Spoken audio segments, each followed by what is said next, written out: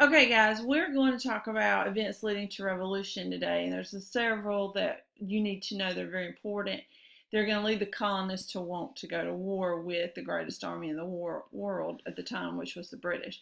So, by the end of the lesson, you need to answer why was the Committee of Correspondence a positive step for the colonists, and describe the intolerable acts which are going to be used against the colonists by the British government.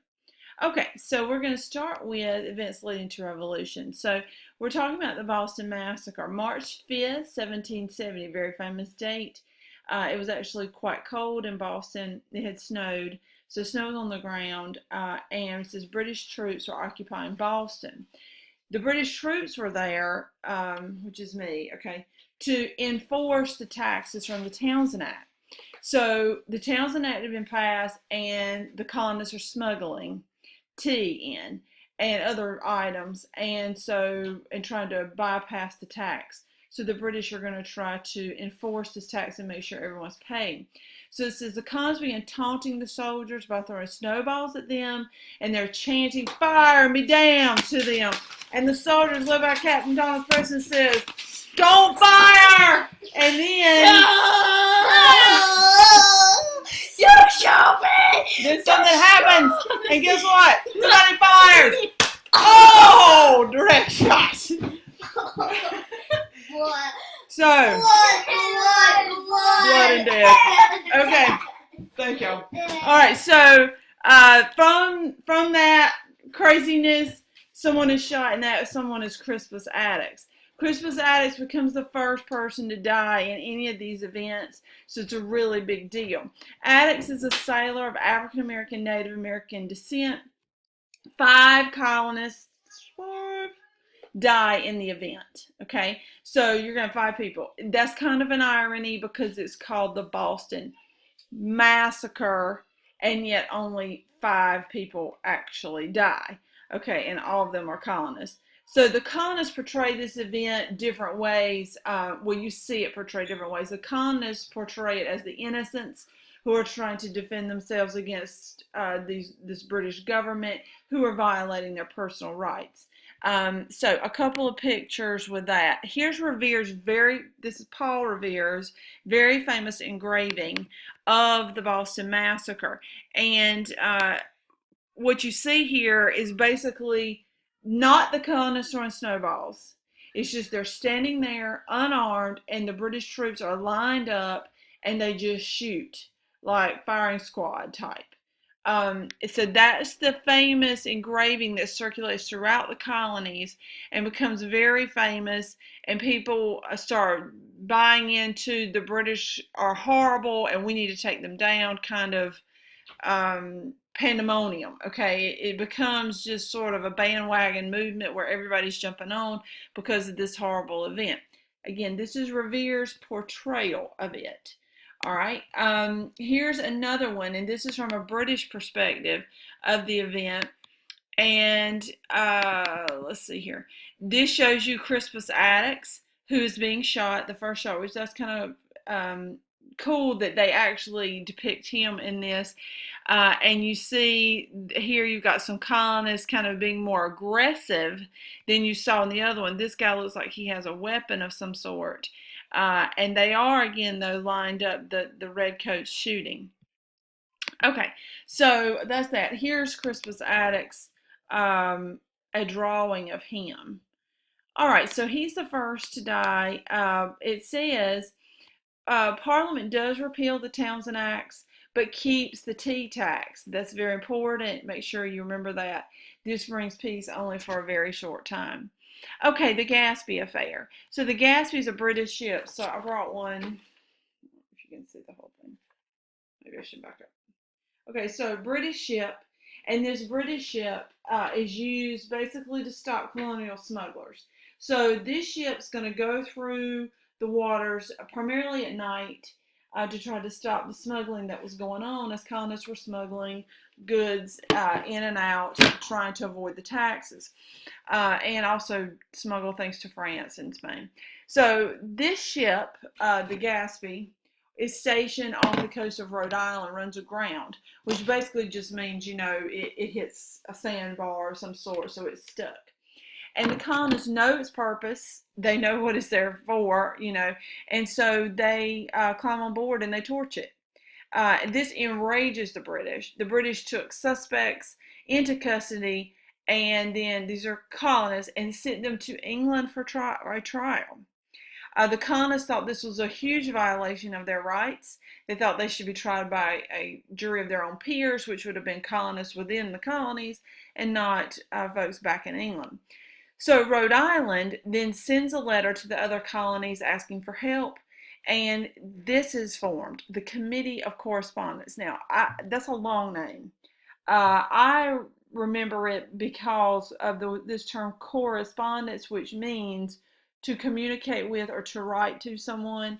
So they're asking for help, Rhode Island, and the Committee of Correspondence forms on the suggestion of, for the first time you see this gentleman's name, Thomas Jefferson. So Jefferson, as a founding father, steps in here. He suggests each colony form a committee to communicate with each other, primarily through writing about British activity, what's going on in their colony that the British are doing. This helps unite them. That wasn't the goal, to unite them, but in the end, they end up being more united because they see the policies that are going on throughout the colonies are similar to what's happening to them, and they want to take action. Okay, so that's a very important piece of the puzzle. All right, so then you have the Boston Tea Party. This is probably what you're more familiar with. Hopefully you know the actual historical facts of it, but this is 1773. So the colonists, remember Townsend's been repealed, but still they're keeping the tea tax, and the colonists are very upset about the tea tax. Now, really quickly, raw bag of tea. Tea is very important in the colonies, primarily because, I can't even get the thing on there. There it is. Primarily because this is their drink of choice. We think of people today drinking coffee and how they got to have it. Tea was that more high dollar drink that the colonists would drink. And they did drink it primarily hot because that's the British way of drinking it. They didn't have tea time like the British do, but it'll kind of that traditional kind of fade. But tea is a very important part of their daily life. Remember, most of these people, a lot of these people, were English. So anyway, they have that upbringing. So Community Correspondence spreads the news that 1,253 chests of tea, so huge crates of tea, are being shipped to the colonies. And they do arrive in other cities, New York City, Philadelphia, and the boats by the colonists. The colonists turn the boats away. They said, we don't even want this tea. Take it back. We're not paying the tax, and we're not even buying it. It says, but when the ship arrives in December of 1773 in Boston, the Sons of Liberty have another plan. So, Sons of Liberty, very important group that we have discussed, they decide to dress as Native Americans. So they disguise themselves, 150 of them, and they dump 342 chests of tea into the Boston Harbor. I mean, this is a massive undertaking, heaving all these huge crates of tea over into the Boston Harbor. And this is a huge financial blow to the British because the tea is extremely expensive. And they furiously react by enacting the Intolerable Act. So if something is not tolerated, if you hate it, you're going to say, this is not tolerable, it's intolerable. I don't agree with this. Also known as coercive acts, because it was to coerce the colonies into submission with the British. So it says a set of punishments by the British to the colonists in Boston. And these acts stated 4 things. So you must know them. Okay, got to know them. Boston port is going to be shut down, so they are not allowed to trade anything. Quartering Act is in effect in Boston, so if there are soldiers in Boston patrolling, you must house them or provide them rent money for housing. No more town meetings. The British are starting to see these town meetings encourage this kind of radical activity, so they don't want any kind of communication as far as meeting places for these Sons of Liberty groups and that kind of thing.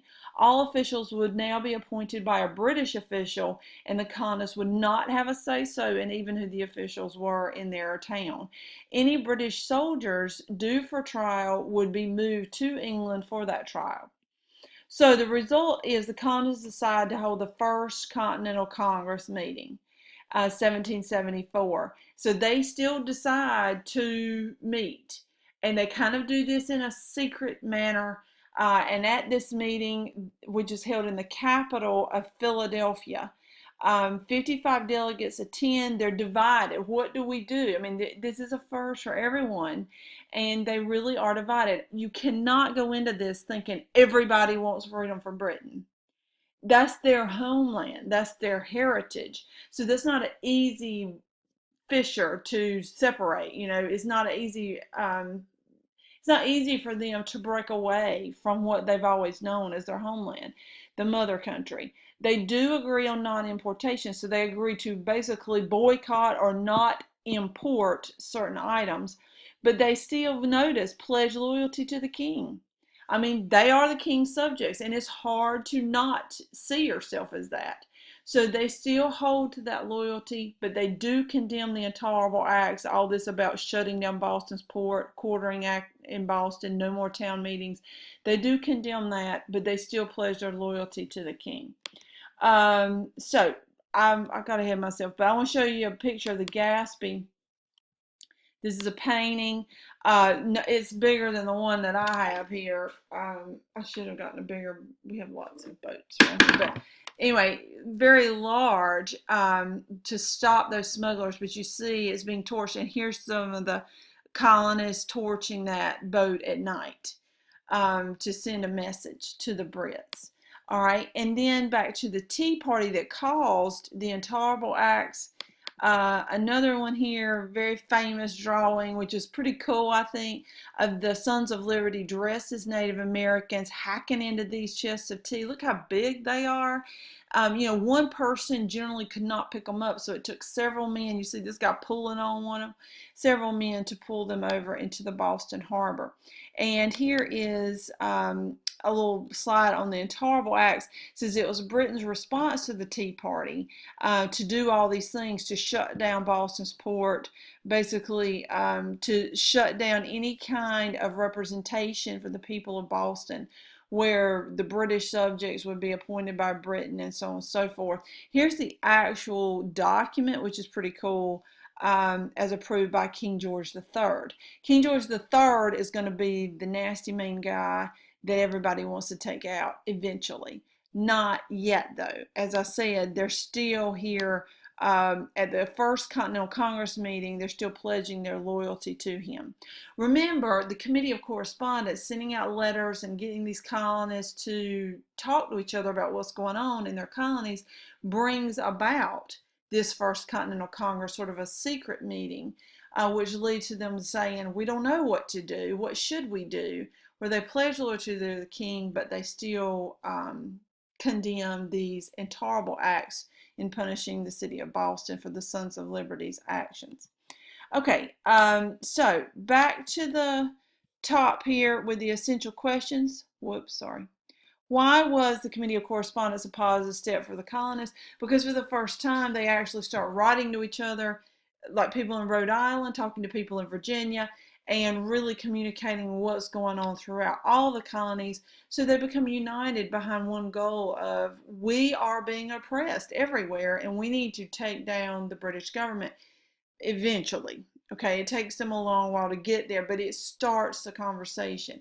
Describe the intolerable acts, as we've already said, basically shuts down Boston's port. Quartering Act is now in effect in Boston, so soldiers must be housed in your home.